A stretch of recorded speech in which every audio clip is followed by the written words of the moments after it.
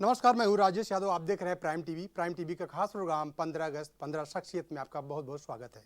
इस समय हमारे साथ ऐसी शख्सियत मौजूद हैं जो किसी नाम की मोहताज नहीं है और सबसे बड़ी बात है कि बहुजन समाज पार्टी से इकलौते विधायक हैं। बलिया के रसड़ा विधानसभा क्षेत्र से आते हैं, जिनका नाम उमर शंकर सिंह है। सर, सबसे पहले तो प्राइम टीवी में आपका बहुत बहुत स्वागत है। जी धन्यवाद। सर, पहला सवाल कि बलिया से आप इकलौते विधायक हैं बहुजन समाज पार्टी के, क्या 2027 विधानसभा का चुनाव होने वाला है, किस तरीके से देख रहे हैं और 2027 में क्या बसपा फिर से एक बार उभर कर आ रही है? हाँ देखिए, निश्चित रूप से क्योंकि हम लोग भी अब ग्राउंड पे देख रहे हैं और जिस तरह से माननीय बहन जी रात दिन संगठन को मजबूत करने में लगी हुई हैं और जिस तरह से इस बार पदाधिकारी कार्यकर्ता जुझे हैं, अब गांव में जा रहे हैं तो जो रिपोर्ट आ रही है धीरे धीरे अब ये लोग सब लोग कहने लगे हैं कि निश्चित रूप से आगे आने वाला 2027 बहुजन समाज पार्टी का होगा, क्योंकि अब लोग तुलना कर रहे हैं। भाई सपा की सरकार आई, भाजपा की सरकार आई, इसके पहले बसपा की भी सरकार थी, अब तीनों सरकारों में लोग तुलना कर रहे हैं। उसमें सब लोग बेहतर ही पा रहे हैं कि हर माने में बहुजन समाज पार्टी की सरकार, बहन सुश्री मायावती जी सबसे बढ़िया मुख्यमंत्री थी। आप उत्तर प्रदेश के लखनऊ में ही देख लीजिए, आज लखनऊ में जो भी डेवलपमेंट आपको जो दिख रहा है, जो लखनऊ जिसके वजह से जो आज लगता है कि हमारा सुंदर लखनऊ, वो सब आप बहुजन समाज पार्टी की जब सरकार थी, बहन सुश्री मायावती जी मुख्यमंत्री थी, तब उन्होंने सब कराया था और आज वही एक लखनऊ की पहचान बनी हुई है। तो निश्चित रूप से लखनऊ से लेकर नोएडा, गाजी, कहीं भी पूरा एक क्षेत्र में नहीं, हर जगह पे उन्होंने गांव से लेके गांव में ऐसी ऐसी योजनाएं चली थी जो आज उसका लोग आज भी उसको याद करते हैं। तो निश्चित रूप से जो उनके पास मानक था काम करने का, अब सब लोग उसको याद कर रहे हैं और मुझे लगता है कि 2027 बहुजन समाज पार्टी के नाम फिर होने वाला है। विधायक जी, एक चीज़ और है कि बसपा लगातार अपना जनाधार खोती जा रही थी, उत्तर प्रदेश में खास करके। आपको क्या लगता है 2027 में वो जनाधार फिर से वापस बसपा ला पाएगी? देखिए, हम सीट में कन्वर्ट, हमारे वोट को हम सीट में नहीं कन्वर्ट कर पाए थे।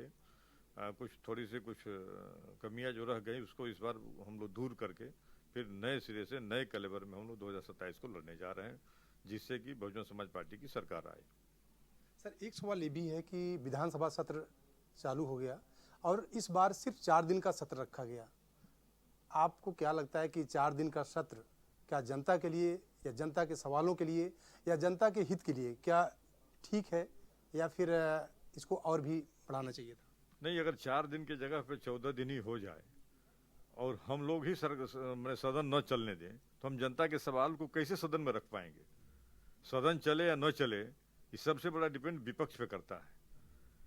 भाई सत्ता पक्ष तो चाहती है कि सदन कम से कम चले, जिससे कि उनकी जवाबदेही न तय हो पाए, उन्हें जवाब न देना पड़े, जनता के बीच उनके जवाब न जाए। चाहते हैं कि अब विपक्ष का काम है कि जब सदन चले तो जनता की समस्याओं को प्रदेश के सामने ले आकर रखेंगी, लाइव होगा और देखेगी कि सरकार क्या जवाब है। लेकिन जब पक्ष विपक्ष दोनों ही मिल जाएगा तो हम जनता की समस्या हम 2 दिन में तो यही देखे हैं। अध्यक्ष जी अपने पीठ से चिल्ला चिल्ला कह रहे हैं कि जिस चीज को आप कहना चाहते हैं वो नियम में मैं स्वीकार कर लिया हूं, उस पर चर्चा करिए, सरकार के जवाब आएगा। और हम कह रहे हैं कि हम चर्चा नहीं करेंगे, हम बेल में हल्ला करेंगे। तो हम सरकार की जनता की समस्या को कहाँ रखना चाहते हैं? जब नहीं रख पाएंगे तो सरकार घिरेगी कैसे, सरकार जवाब कैसे देगी?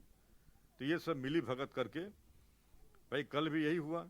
कल इतने महत्वपूर्ण अल्पसूचित और तारांकित प्रश्न लगे थे, नियम 56 में कितने महत्वपूर्ण सवाल थे, अरे महत्वपूर्ण चर्चा के लिए सब स्वीकार थे, सारे पे सरकार घिरती, सरकार के माननीय मंत्री जी लोग घिरते। लेकिन नहीं, ऐसा हल्ला किया गया कि सब लोग मंत्री जी लोग खुश हो गए कि आज तो जवाब नहीं देना पड़ा, मस्ती में आ गए, अब जवाब नहीं देना पड़ा। नतीजा क्या हुआ? आज देखिए, कल भी था भाई आगरा वाली, अरे फतेहपुर वाली घटना पे था, नियम 56 में लगा था, बाढ़ पे लगा था, बिजली पे लगा था, नियम 56 में लगा था, जिसपे चर्चा होनी थी। विधायक जी, एक चीज़ और है, आपने फतेहपुर की बात की। फतेहपुर में सरकार कह रही कि हमने FIR दर्ज करवा दिया वहाँ पे।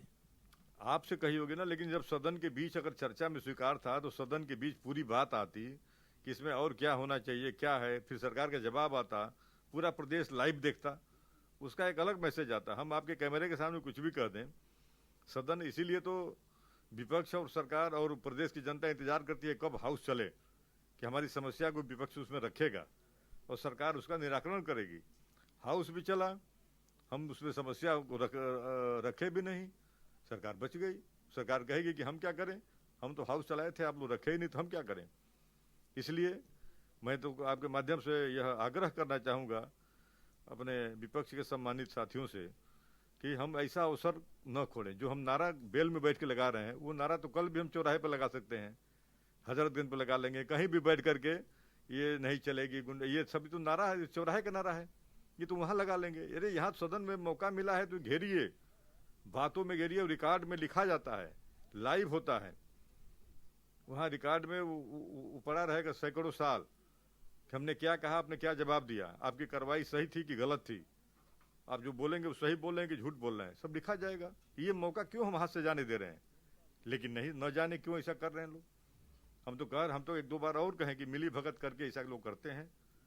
हम लोग अवसर की तलाश से हाथ उठाते रहते कि नहीं शांत कराइए, हम चर्चा करेंगे, हम जवाब जानना चाहते हैं सरकार का, लेकिन नहीं, ये लोग। लेकिन विधायक जी, एक चीज़ ये भी है कि आपने समाजवादी पार्टी पर आरोप लगाया, वहीं समाजवादी पार्टी कहती है कि बसपा जो है बीजेपी की बी टीम है। भाई आप भी तो, मुझे लगता है कि भाई आपकी आंख ठीक है, चश्मा नहीं लगाए हैं और उसका कान से भी सुनते होंगे, तो आप आज देखा होगा आपने, कल भी देखा होगा आपने कौन बी टीम है और क्या। मैंने मान लीजिए अगर बाढ़ पे सवाल लगा है, आगरा पे, फतेहपुर पे सवाल लगा है, बिजली पे सवाल लगा है, तो उसका जवाब सरकार का आना चाहिए ना। तो आप ये देखना चाहिए कि कौन ऐसा कर रहा है। अगर हम आकर के उस बीच को करते तो पता चलता भाई, एक कहने में, एक प्रत्यक्ष प्रमाण में, भाई आप लोग तीसरी आंख है, आप सब देखते हैं, आप लोगों का इसका विश्लेषण करके उसको लेके आना चाहिए जनता के बीच में। आप लोग सुनी सुनाई नहीं कि क्या कौन कहता है, हम क्या कह रहे हैं, इसको नहीं, आप इसको गहराई से एनालिसिस करिए कि हम क्या कह रहे हैं और तब इसको लेके जनता के बीच जाइए, तो आपको लगेगा कि मैंने क्या सच्चाई है। मैं तो इधर 18 महीने से हाउस में गया नहीं था और स्वस्थ था मैं गया, मैं देखा, मैं तो जा के अध्यक्ष जी से आग्रह किया कि अध्यक्ष जी अकेले बुला के बात करके शांत कराइए, 2 दिन का हाउस है, 4 दिन का, ठीक से चल जाए, कुछ समस्याओं का निराकरण हो जाए। अध्यक्ष जी कहेंगे मैं बहुत कोशिश कर रहा हूँ, कोई माने तब तो ये हमारे पे आरोप लगा देना कि हम बी टीम हैं, और आप प्रत्यक्ष देख रहे हैं। आज अगर वहाँ पे फतेहपुर का सवाल था तो ये मौका कहाँ मिलेगा, फिर कब मिलेगा, फिर हाउस आएगा तब ना। अब नारा लगाते रहिए चौराहे पे जाकर के, जिले में नारा लगाते रहिए, ये तो रोज कर सकते हैं आप। यहाँ पे आप कर रहे हैं, मान लीजिए 10-20-50 लोगों के साथ कर रहे हैं, वहाँ 10-20 हज़ार लोगों के साथ करिए, उसका मैसेज जाएगा। लेकिन यहाँ तो मौका मिला है ना, यहाँ तो सरकार को घेरिए कि सरकार इसमें कहाँ गलती है, कहाँ सही है। ये मौका तो खाली बसपा पे आरोप लगा देने से नहीं होगा, उसका प्रत्यक्ष प्रमाण होना चाहिए।